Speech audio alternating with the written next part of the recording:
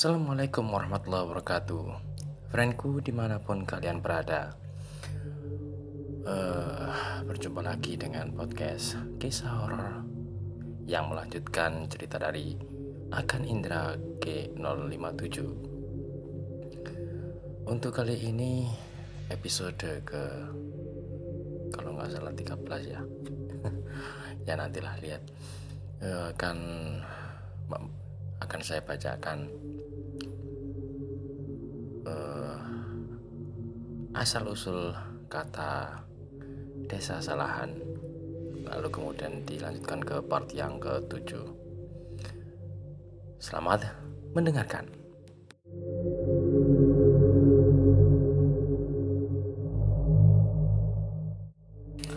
Nama Salahan diambil dari kata salah yang berarti menggelepar.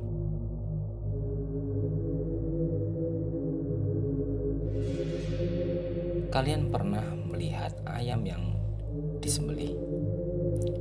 Saat ayam habis disembelih, tidak langsung mati, masih sempat menggelepar. Nah, seperti itulah gambaran arti kata salah dalam bahasa setempat. Lalu kenapa tempat ini dinamakan Salahan?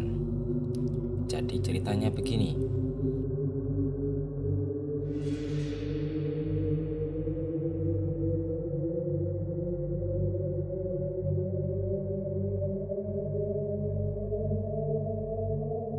Konon pada zaman dahulu kala, ada serombongan prajurit yang melarikan diri karena kalah berperang. Prajurit dari mana ini masih simpang siur. Ada yang bilang prajurit Majapahit, ada juga yang bilang prajurit Mataram. Namanya juga cerita turun-temurun, makin kesini makin kabur kebenaran ceritanya. Karena juga sering ada yang suka nambahi atau mengurangi saat menceritakannya. Kembali ke pokok cerita. Jadi rombongan prajurit ini melarikan diri karena kalah berperang dan pemimpin mereka terluka parah.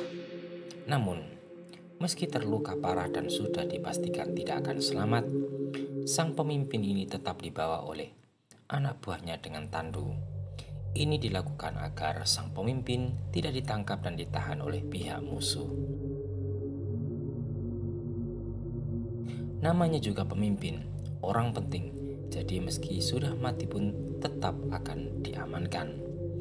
Saat dalam pelarian, rombongan ini sempat singgah di beberapa tempat untuk beristirahat. Dan tempat singgah di suatu tempat, mereka selalu memberi nama pada tempat-tempat tertentu. Dan nama-nama itu disesuaikan dengan keadaan sang pemimpin yang semakin lama semakin parah. Misalnya saja, saat singgah di area Tegal Salahan ini, sang pemimpin sudah sekarat dan menggelepar-gelepar menahan sakit. Karena itulah tempat mereka singgah ini kemudian mereka namakan Salahan. Disesuaikan dengan keadaan sang pemimpin yang sekarat, menggelepar-gelepar atau salah. Sebelumnya rombongan juga sempat singgah di suatu tempat sebelum singgah di Salahan ini. Dan saat itu mata sang pemimpin mendelik karena menahan rasa sakit.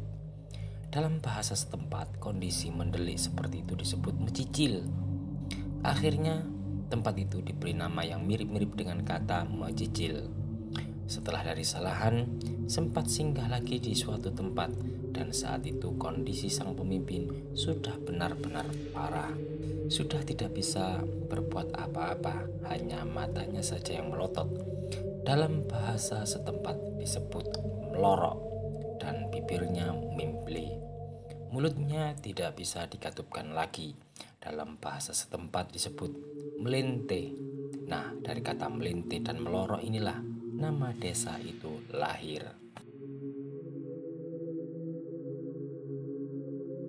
Dan pelarian itu berakhir di suatu tempat, di mana sang pemimpin meninggal saat beristirahat bersandar pada sebuah pohon waru. Akhirnya tempat atau desa tersebut diberi nama yang masih berhubungan dengan mayat dan pohon waru. Itu versi pertama.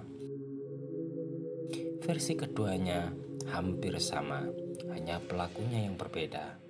Di versi kedua ini pelakunya bukan rombongan prajurit, tapi hanya satu orang, semacam pangeran atau panglima kerajaan yang kalah berduel satu lawan satu dengan pangeran dari kerajaan musuh, lalu terluka parah dan melarikan diri, namun masih terus dikejar oleh lawannya. Selanjutnya ceritanya sama dengan versi yang pertama, sempat singgah di beberapa tempat dan selalu memberi nama setiap tempat yang ia singgahi, sampai akhirnya tewas bersandar pada pohon waru. Mana cerita yang benar? Aku sendiri juga tidak tahu. Bahkan aku sudah lupa nama tokoh-tokoh dalam cerita tersebut, karena aku dapat cerita itu juga sudah lama dari kakek dan kakek buyut dulu saat aku masih kecil. Dan cerita ini juga hanya cerita yang dikisahkan dari mulut ke mulut, dari generasi ke generasi secara turun-temurun. Tidak ada bukti otentik sama sekali, jadi benar atau tidaknya juga sulit untuk dibuktikan. Nah, demikian sedikit info yang bisa aku berikan tentang asal-usul nama tempat yang ada di kisah ini. Percaya nggak percaya, silakan kalian saring sendiri. Ini aku buat hanya untuk memperkuat karakter ceritaku. Tidak ada maksud yang lain.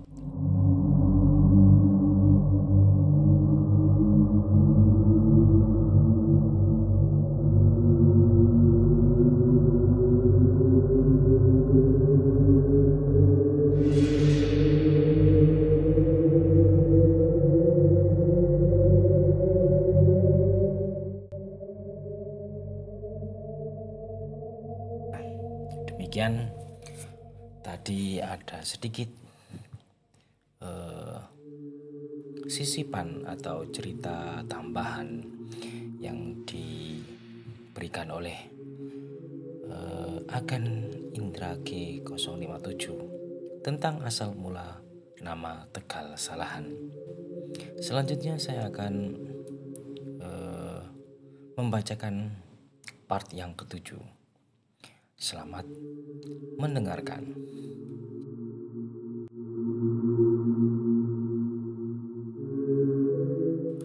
Masih ingat batu besar yang ada di ladang garapan bapakku, yang penghuninya pernah merasuki Alia, anaknya Mbak Yatmi. Nah, ini kisah masih berhubungan dengan batu tersebut. Jadi batu ini letaknya di tepi ladang milik Lek Parmin, yang berbatasan langsung dengan ladang milik Lek Parman. Lek Parman ini adalah kakak kandung Lek Parmin. Meski bersaudara, namun sifat keduanya sedikit berbeda. Lek Parmin sedikit kalem dan tidak banyak omong, sedangkan Lek Parman kebalikannya. Keberadaan watu besar di perbatasan ladang mereka itu juga sudah lama menjadi permasalahan di antara mereka berdua. Mengingat sebagian batu itu berada di ladang Lek Parmin dan sebagian lagi berada di ladang Lek Parman. Keberadaan batu itu dianggap mengganggu oleh Lek Parman. Jadi beliau berniat untuk memecah batu itu agar bekasnya bisa ditanami dengan tanaman yang menghasilkan. Dan hasil dari pecahan batu itu juga bisa dijual untuk bahan bangunan. Tapi Lek Parmin tak pernah mengizinkan, mengingat bahwa batu itu angker. Ia tidak akan pernah bisa melupakan kejadian yang hampir merenggut nyawa cucunya. Hal inilah yang membuat hubungan kedua kakak beradik itu menjadi sedikit renggang. Namun entah bagaimana awalnya, meski Lek Parmin tak pernah mengizinkan, Lek Parman nekat memecah batu itu dengan peralatan yang sederhana, hanya berupa sebuah palu besar dan pahat khusus untuk memecah batu. Lek Parman mulai memecah batu itu sedikit demi sedikit. Bongkahan batu yang telah berhasil ia pecah, ia kumpulkan di sudut ladangnya. Aku masih ingat, saat itu sedang musim menanam kacang tanah. Ladang Lek Parman sudah selesai ditanami, sedang ladang Lek Parmin yang digarap bapak baru mulai ditanami. Kami sibuk di ladang menanam kacang, sedang Lek Parman sibuk memecah batu. Entah sampai berapa hari batu sebesar itu bisa selesai dipecah. Apalagi batu itu adalah batu hitam yang dikenal sangat keras. Sambil bekerja, Lek Parmin dan Bapak asyik mengobrol. Soal apa lagi kalau bukan soal Lek Parman yang nekat memecah batu angker itu. Dan seperti biasa, aku asyik menguping pembicaraan mereka. Ora Min, kakangmu iki ora wedi nek kesambet. Kok wani-wani ini meceli watu kui? Enggak Min, kakakmu itu apa enggak takut kesambet? Kok berani-beraninya memecah batu itu? Demikian Bapak membuka percakapan. Alah bukang, sakjane ya wis bola-bali tak elingke. Lah, ning dasare wong dablek ya wis ben dijarke wae. Nek ana apa-apane ben disangka dhewe. Alah, nggak tahu Kang. Sebenarnya sudah berkali-kali aku ingatkan, tapi dasarnya orang keras kepala. Biarin sajalah. Kalau ada apa-apa, biar ditanggung sendiri akibatnya. Sahut Lek Parmin dengan nada kesal. Dari pagi sampai siang, baru beberapa bongkahan batu yang berhasil Lek Parman kumpulkan. Sampai tiba waktu makan siang, emak datang membawa makanan untuk makan siang. Kami pun segera berkumpul di gubuk yang ada di tengah ladang. Tak lupa Lek Parman memanggil kakaknya untuk diajak makan siang bersama. Namun Lek Parman menolak, malah asik dengan pekerjaannya. Biar cepat selesai katanya.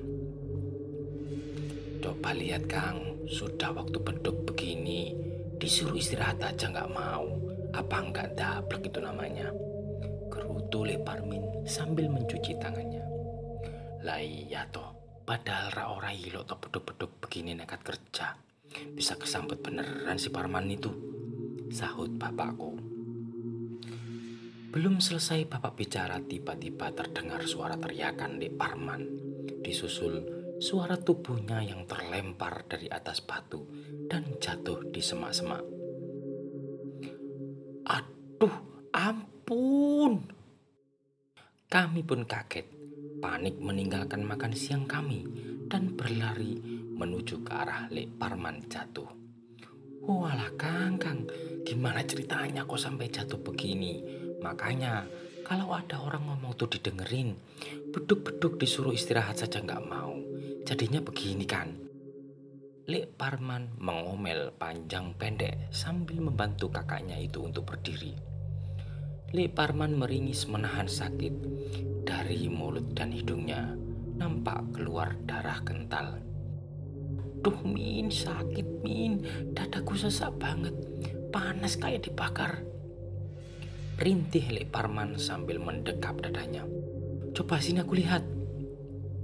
Bapak ikut membantu mendudukkan Lek Parman di bawah pohon akasia, lalu membuka bajunya.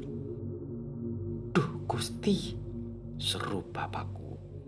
Di dada sebelah kiri Lek Parman nampak luka lebam sebesar telur angsa. Ini tadi kenapa kok sampai begini? Aku dipengkal jaran Kang, atau aku disepak kuda Kang, rintih Lek Parman. Jaran opo? Aneh-aneh wae, rene jaran nang kene. Kuda apaan? Aneh-aneh saja, gak ada kuda di sini. Bapak dan Lek Parmen celingak-celinguk kebingungan. Oh Kang, tadi aku lagi asik kerja. Tiba-tiba datang seekor kuda dan langsung menyepakku. Kudanya besar sekali, punya sayap dan bisa terbang. Setelah menyepakku, langsung terbang entah kemana. Lek Parman menjelaskan dengan nafas megap-megap. Wah, gak beres ini. Wis Min, kamu panggil Pak Mutin. Aku tak ke rumah Pak Hadi.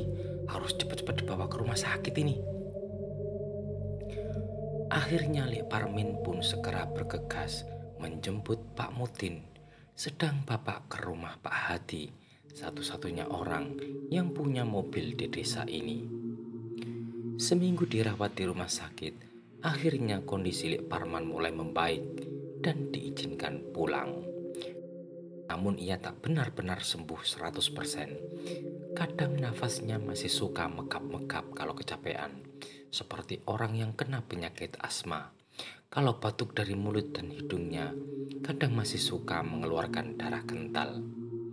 Berkali-kali masuk rumah sakit, namun kondisinya tak juga membaik. Sampai beberapa bulan kemudian, Tuhan berkehendak lain. Lik Parman pun menghembuskan nafas terakhirnya. Sampai detik ini, batu besar itu masih ada dengan bekas pahatan-pahatan Lik Parman. Bongkahan yang telah berhasil ia kumpulkan di sudut ladangnya juga masih teronggok di situ. Tak seorang pun yang berani mengusiknya. Dan sejak kejadian itu, orang-orang menyebut batu itu dengan sebutan Watu Jaran, yang artinya batu kuda.